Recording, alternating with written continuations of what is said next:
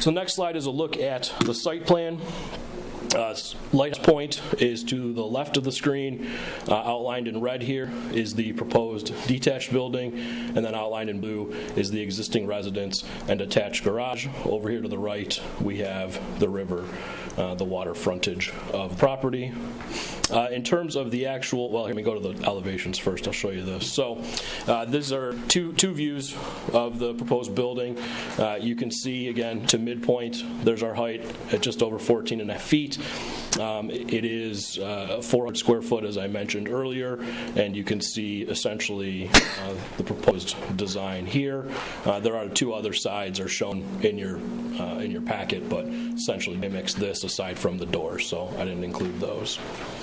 In terms of really what we're dealing with here tonight, Section 1911 has three predominant standards that apply to accessory buildings, detached accessory buildings on waterfront lots.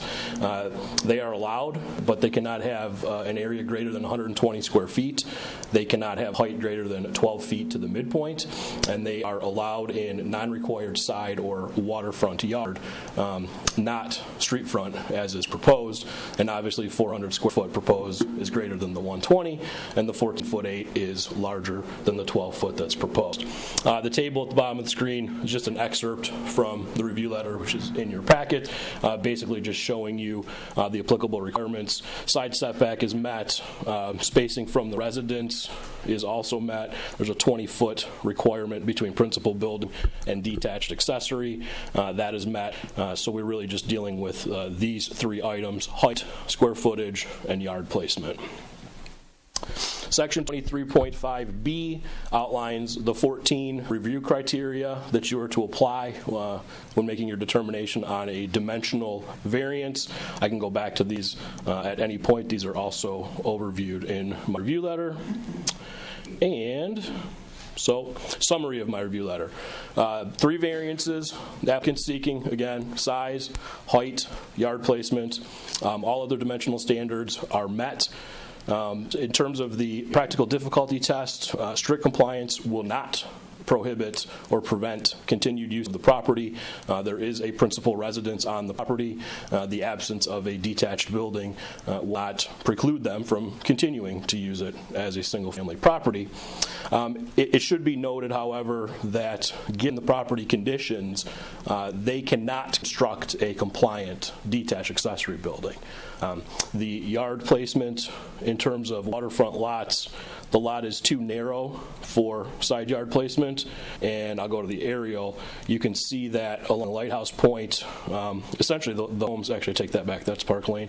So amongst the 7 or 8 homes on Lighthouse Point, they are essentially almost all in line along that waterfront side. So there is no non-required average shoreline setback here within which a structure could be placed. All of the homes are in line, so the average shoreline essentially mimics this line of the existing homes in the neighborhood.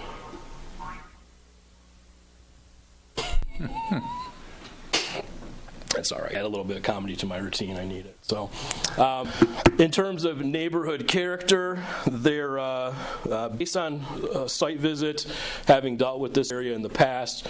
In terms of the immediate area, there are a couple of other structures similar to this, in that they are located in street front yards. The residence immediately, I guess it'd be south, potentially a little bit east, which actually is a Park Lane property, has a large detached accessory structure out in the Park Lane front yard. And then 2 homes beyond subject site along Lighthouse Point, there is another. If you had a chance to drive back there, you've seen there's a really large detached garage, like 2-story, like 5 garage bays, really large. And then there's they're actually, in driving out there tonight, there's a small shed that is on, I think it's even the one house kind of northwest of the property with the large detached building. There's a small shed. There's also some type of a play structure out in the street front yard there that is not something obviously that's noticeable on aerial, but if you had a chance to go out there, it's quite apparent. All right. back to this. So in terms of the other buildings, just given their placement, they are not compliant with current standard. We did not really have a chance to check the files. I don't know if they were granted by variance or if they're simply non-conforming. I don't recall any variances in the last 5 to 10 years for street front garages along Lighthouse Point. Other roads in the community, yes, but Lighthouse Point is not one that jumps out at me. And then the close point to that line of thinking is really that not all waterfront lots can have detached accessory buildings. The regulations on waterfront for a number of items, not just accessory buildings, are pretty strict. And the intent behind that originally was to protect views, protect values, kind of uphold really the nature and character of the island along those waterfront properties. So that's why there are some strict regulations. In terms of this property specifically, it is not conforming due to its deficient lot width. R1A is an 80-foot lot width district. I do not recall the exact dimension on this property, but I know it's less than 80. I can look that up if that's important. Given the fact that it's a narrow lot and a waterfront lot, I mentioned earlier, there is no compliant placement for a detached building. The waterfront yard, obviously, we can't not encroach into the average shoreline setback, and there just is not sufficient room in either side yard. The other item that ties to that is, there is a bit of a unique circumstance with that. I don't know that, in my opinion, that the conditions of the property would support the height increase that's proposed. And we've had this conversation before, but for me, an increase in height of a proposed building is a pretty tough sell based on a property condition. You can be pinched in a yard, you can be pinched for a setback. 120 square feet is really limiting in terms of size. But as far as I'm concerned, I don't know that those property conditions support a taller building. But again, that's just my opinion. As I outlined in the letter, the primary option to the proposal would be an expansion of the existing attached garage. You can see again in blue here, so this is the street front side of the existing side-load garage. And I guess what I'd like to hear from the applicant tonight is really why the proposal, which entails 3 variances, is more reasonable as an option to simply adding 1 or 2 stalls to the existing garage. Were they to expand this building, as long as they met side setback here, continued along this plane, in essence, you could just shove this building back here and build the same size addition off of it without the need for any variances. At that point, height's not a concern, location's not a concern, and size isn't a concern because now it's part of the principal building. So that to me was the most obvious alternative, and I would like Mr. Stanko to speak to that tonight, such that you have an understanding of why that may not be a reasonable alternative. Another thing I would look for from Mr. Stanko is, because it does have an overhead garage door, which to me leads me to believe anyway that there will be a vehicle accessing this building. There's nothing on the site plan that indicates any type of driveway expansion, and quite frankly it doesn't show. It's been my assumption that the overhead doors were facing on this side, similar to the attached garage, but it's not clear based on the submittal, so I would like him to speak to that as well. If the overhead door is here and it is going to be accessed by a vehicle, then it becomes clear to me that this driveway is going to have to be expanded as well, and that's just not something that's shown on the plan. So I want to make sure that that is part of the request as well. So if they were to get approved, I want that added to the plan. And then closing point is just tied to sort of a hodgepodge of the remaining conditions, criteria in your ordinance. Don't really see a reason why this would create a safety hazard. Don't see any public safety issues. Don't see any light and air issues. Neighborhood character is one you could probably debate. Did mention there are a couple of other similar structures in the area.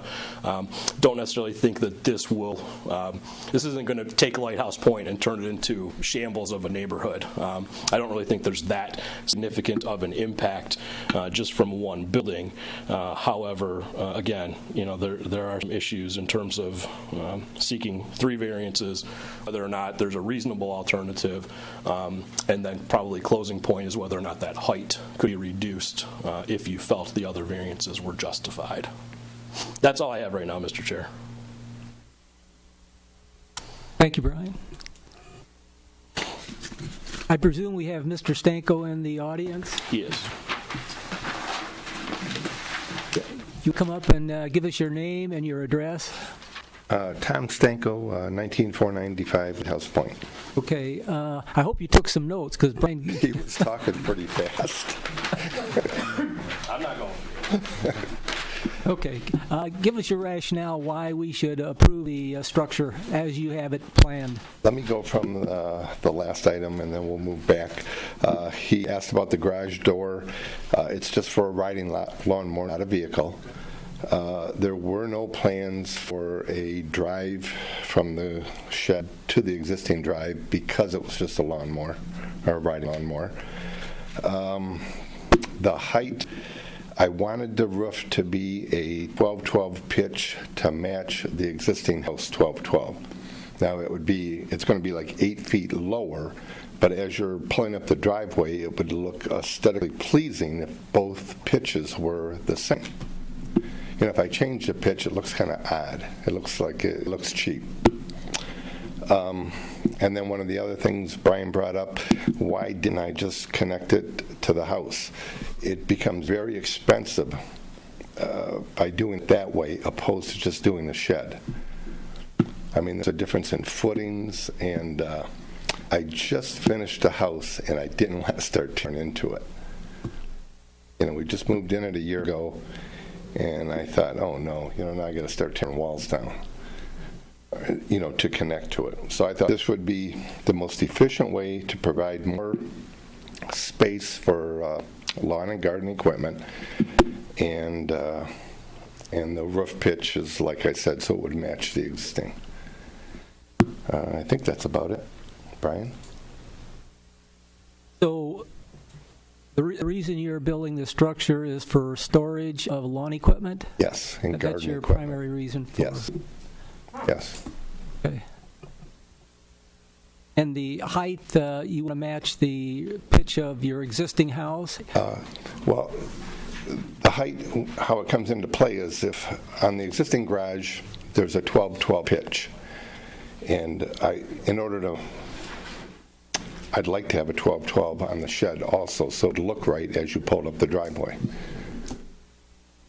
Okay, so the reason that you are not having it attached to the existing garage is an economic factor. Cost, yes. So it's more costly than building the storage shed. Much more costly. Attach it to the house. How much? Maybe double. What are we talking here? Well, it would be $25,000 to $30,000 versus $15,000. Okay, the storage shed's 15. About around $15,000.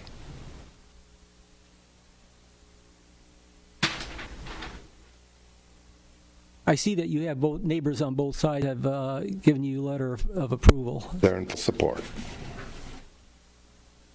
And they've seen the plans. Yep. Mm-hmm. Okay. You gave them the plan, so they know exactly what you're doing. Right.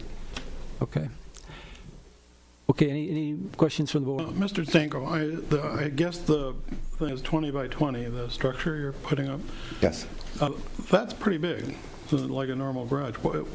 What all lawn equipment do you need for something that big? One of the variances square foot. I would put, I have a riding lawnmower, I have a giant roller that I tow behind it, that I roll the grass every time I cut it. I have some snow equipment. I put a workbench in there, and any tools that I have. Your current garage is like full? I can't put my car in it. I park outside. My wife is able to park in there, but I haven't been able to park. And I'd like to park in the garage.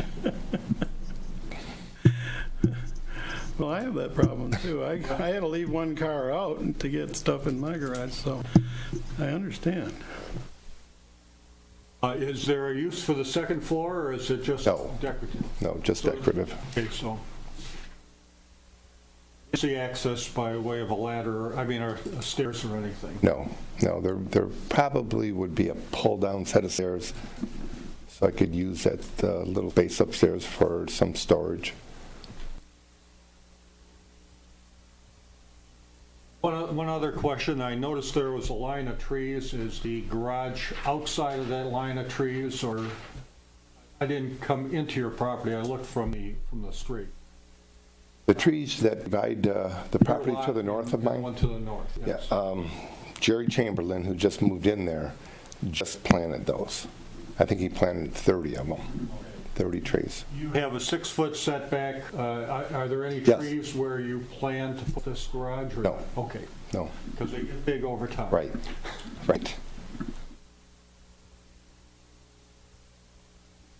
I've got a...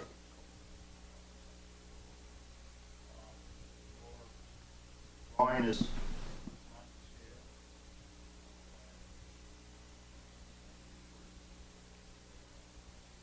there are many things that don't focus on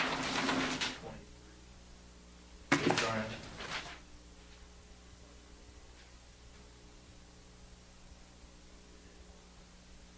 But if we go to your plan sheet,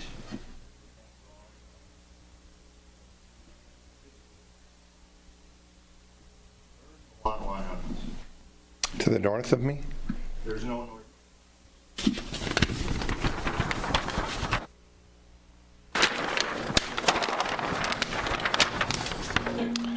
It's On the plan, not the full plan, not the site plan?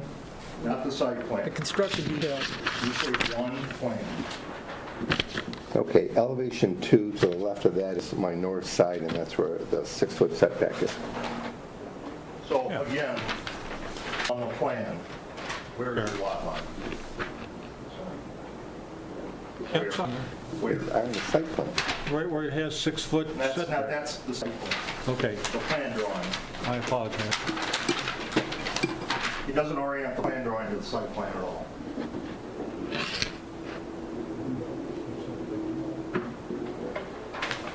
And so I'm asking you, and the reason is,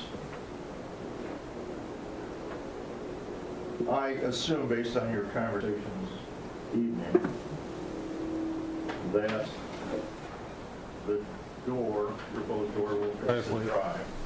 Yes, it's a side loading. Okay, and the setback would be to the overhang, not to the column. No, setback to the wall. Why? Setbacks are measured to the wall. Now, the overhang, there are provisions for overhanging eaves. They are allowed a slight encroachment. So that, I got to look up the numbers on that. Okay, but if we're assured, and you even make the comment that his plan sheet is not oriented with his site plan. Right. Well, I'm sorry, go ahead. Yeah, my question was really tied to, Yeah. wasn't sure which way Right, because if it was oriented the other way, then he would clearly, his columns if the would larger be- overhang, exactly. Okay. And They would enjoy it. Yeah. your assumption, I've just gone through this, where I added on to a garage, and the assumption that the wall would have to be taken out. Yeah, all the shingles would have to come down. Yeah. The footings would have to be 42 inches opposed to 12 inches.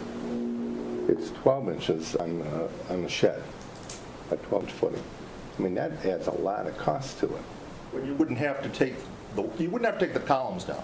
You just need a pedestrian door between point A and point B. Correct? And the inside of my existing garage is finished now.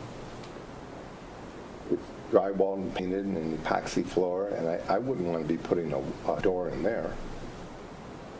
Well, I mean, that's your choice. Right, and it's because it's not part of the garage, it's a shed for lawn equipment, lawn and garden equipment. And with regard to the aesthetics, because again, I ran into something similar, you could scale that peak down and still have a similar pitch.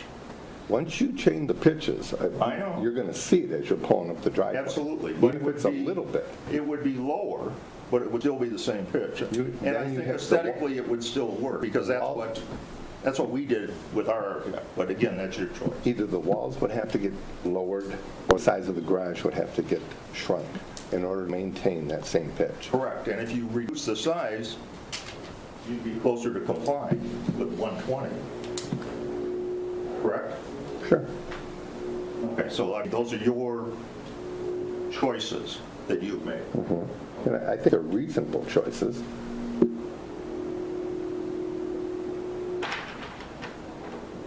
Okay, that's basically all I have, other than the site plan is not in compliance. Yeah, I think what we ought to do is identify the north arrow on the construction detail. Could you do that for us? Sure. We'll put it on. Let's do it now.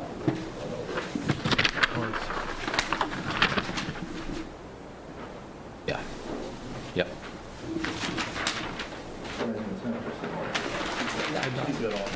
That's now. We're going to work off this screen. Elevation 1 to the, So as I understand it, please correct me if I'm wrong. elevation 2, the Right. north would be to the, Left.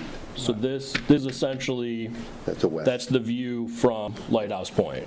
Correct. Which you guys can't see on It's the there. view so- as you're driving in on Highway. Lighthouse, the highway, Yes. the road. Right, and then the overhead That's south. door, so that's south internal out here. Let me slide this up real quick. So basically, that is this side face, right? So your garage door is the north elevation. no, No. that'd be South. south. The south elevation. the other side Yeah. South facing the elevation. neighbor is the Right, north. yeah, right, south elevation.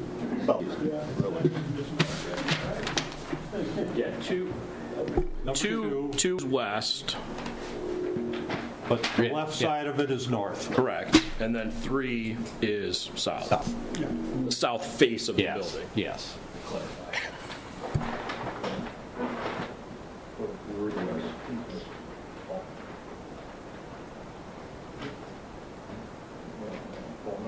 It's supposed to be a scale, everything within 100 feet of lot line is supposed to be shown. Yeah, okay. Where are you storing your lawn equipment right now? In the existing garage. Okay, so you're making do with that. Those cars In place of your car. Parking outside. And you're, replacing, every one of us have cars parked outside, I think. So is that a hardship? I would be hard pressed to say it's a hardship. Thank you for your time, and thank you, Brian, for your presentation. I apologize for being a few minutes late. I am struggling with the size of this shed that you're describing and trying to appreciate the need for such a size shed. Definitely looking for more from you to convince me. Well, I'm using 2 bays in my garage now for what I would put in here.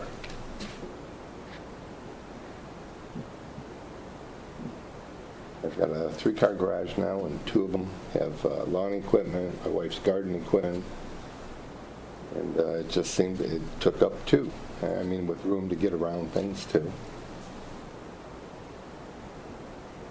And how we arrived at 20 by 20.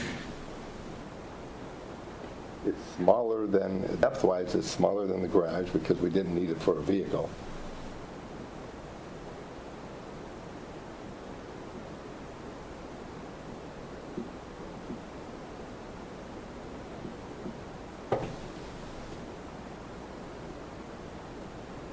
Any other questions from the board?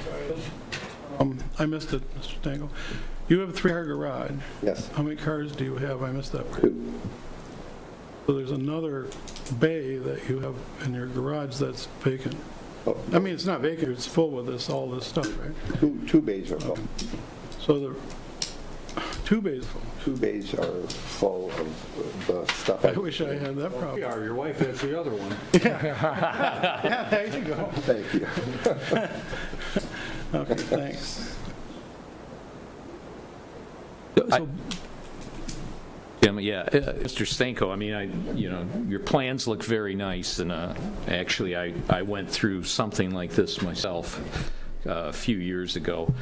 But I guess what we are struggling with, other than you just wanting to do this, even though it's very nice, it's why it has to be this way is what we're struggling with, because the cost of you would be able to do this if you added on.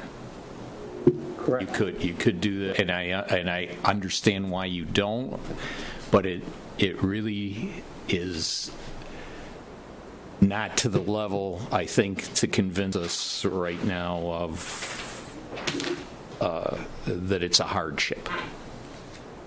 It's more of a want, and that's what I'm struggling with, going between hardship and want, which quite truthfully I think becomes a very fine line, but it's still a line.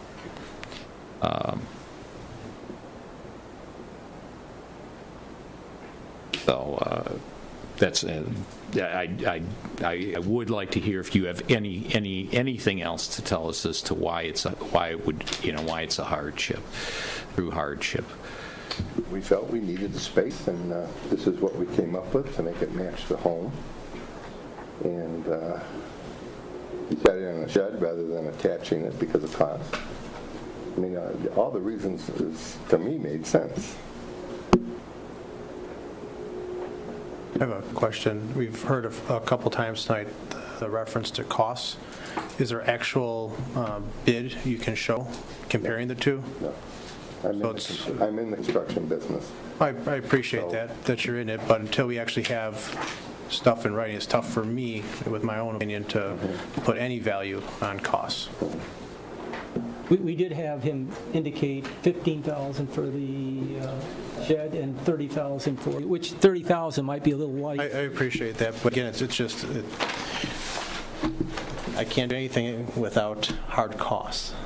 And now we're just getting ballpark figures, and that's tough for me, with my own opinion, to make any judgments on. So it's an important factor for you. Okay, all right. Mr. Stanko, I'd like to expound on that. You need a stall to be your car, which would solve your problem because your existing 3-car would still accommodate all of your yard equipment.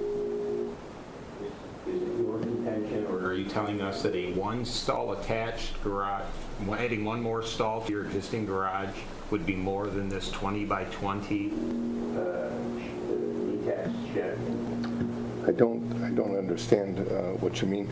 If you saw the inside of my garage, you'd see where I'm coming from, where I don't want all this stuff in my garage. I mean, the house is new, the garage is perfect. It's painted, the floor is done, it's spotless, and then I've got all this stuff in 2 bays, which I'm trying to get out. And it would take that size or close to make it work. So you couldn't add just a single stall, one more stall garage. It was essentially 12 to 14 foot of your existing garage and accommodate the same result. You then have a place to park the second vehicle, and the other materials could stay in the garage. Okay, that's what I'm trying to get away from, is lawn and garden stuff in the existing 3-car garage. That's what I was trying to get away from. From a cost standpoint, I think that's what the other members are saying, is that there's no hard numbers for us to see that could not be accomplished with attaching it to the garage, whether you do it with a separate wall to segregate that material or not. So we don't have any way to see that as substantial justice, or it's a practically difficult thing for you to do to comply with the zoning appeal requirements, is we don't have anything to base our decision on costs as being factored. That's what Any other questions? Well, from the cost standpoint, how hard would it be for you to get us the documentation? Oh, no problem. No problem. If you made that a condition.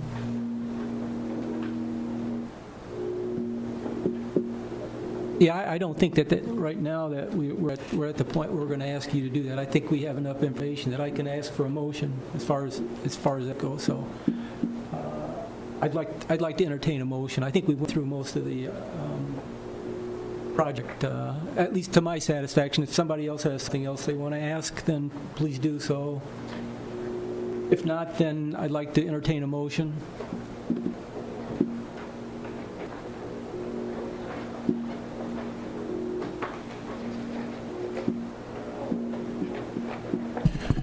I'll make a motion.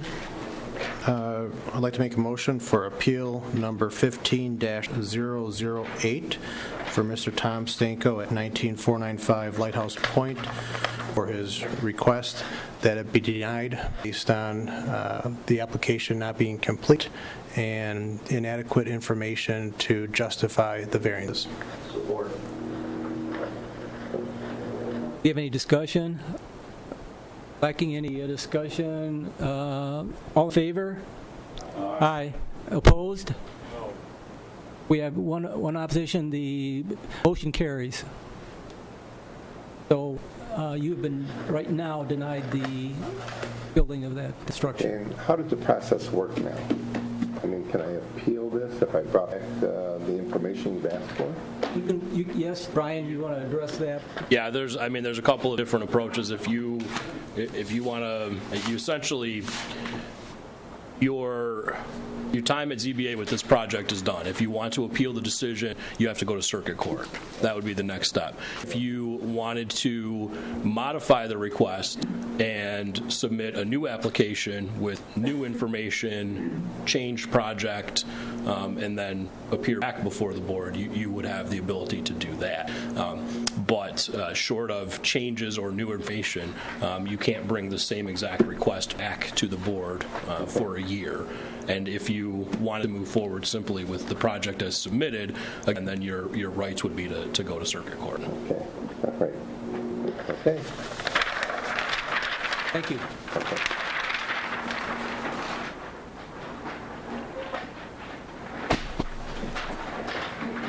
Okay, do we have any comments that we want to talk about?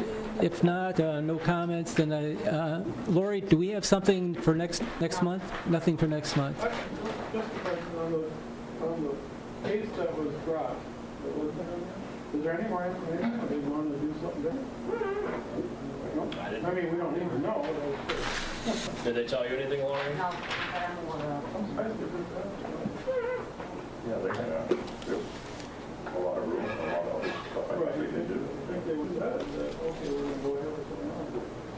Brian, I also have a comment. It seems like every time you get an appeal, there's deficiencies in the documentation or the application.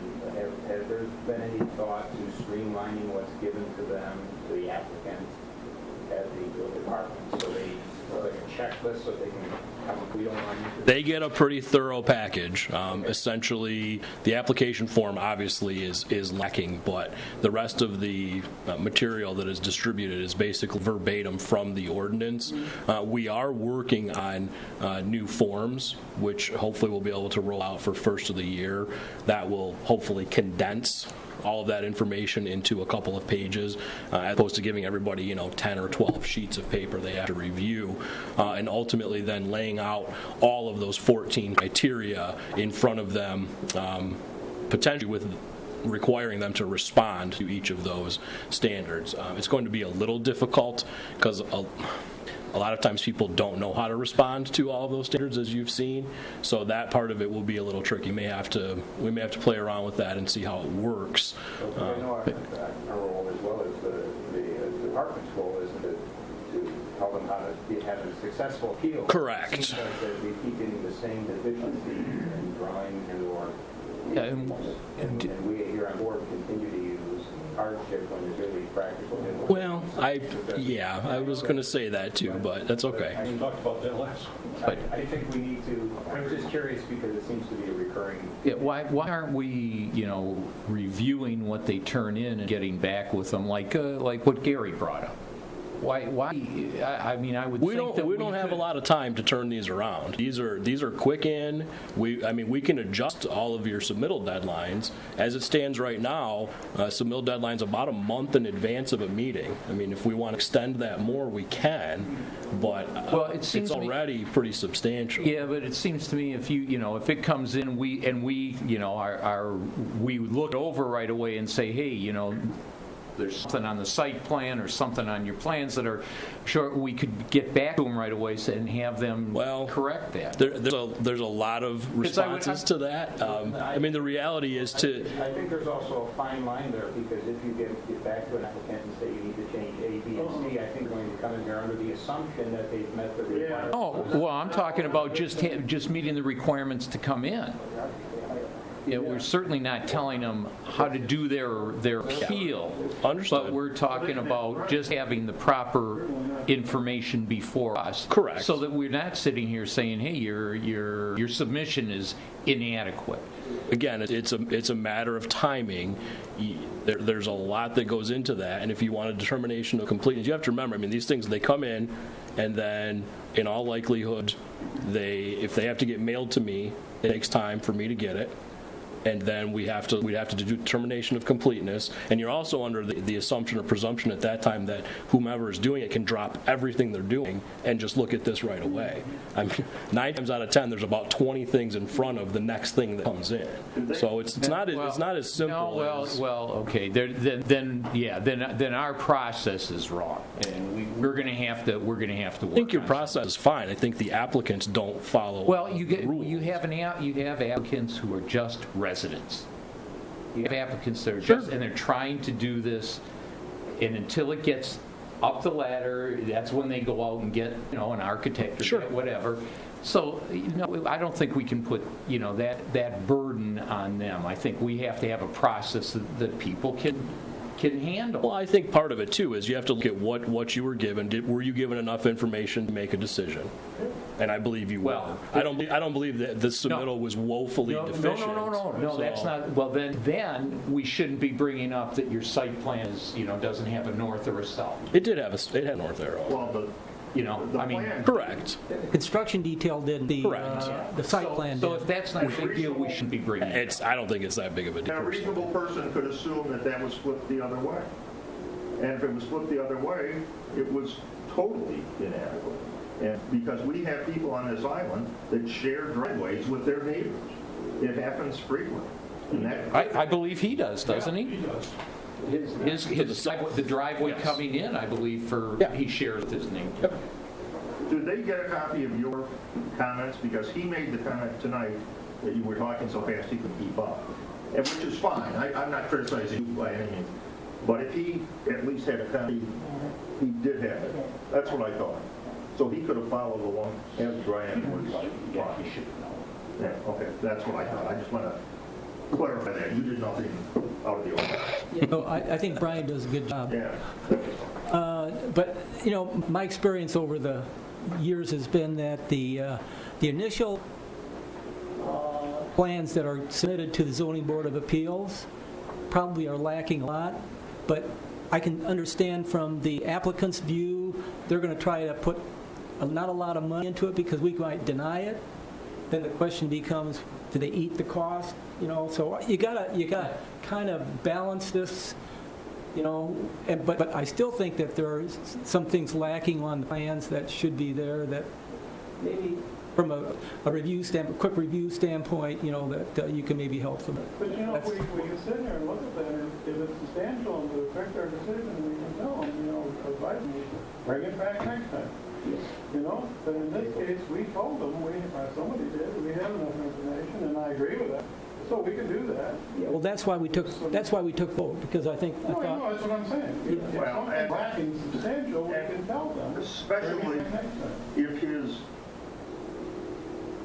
if cost is the basis for his objection to the ordinance, that's the basis of his appeal, then he needs to have cost data. I totally understand. Yeah, right. And after hearing it, I thought that was the basis of everything. That cost was the basis, the driver, yeah. But And if that was gonna make a difference in our decision, we could have asked them to come back with it. And we said, no, we don't know. I think, I thought we did. I thought we had enough. Yeah. Other than that, are there any other comments? With that, can I have a motion to adjourn? Motion to adjourn. Second. All in favor? Aye. We're adjourned. Are we off the air? Not yet.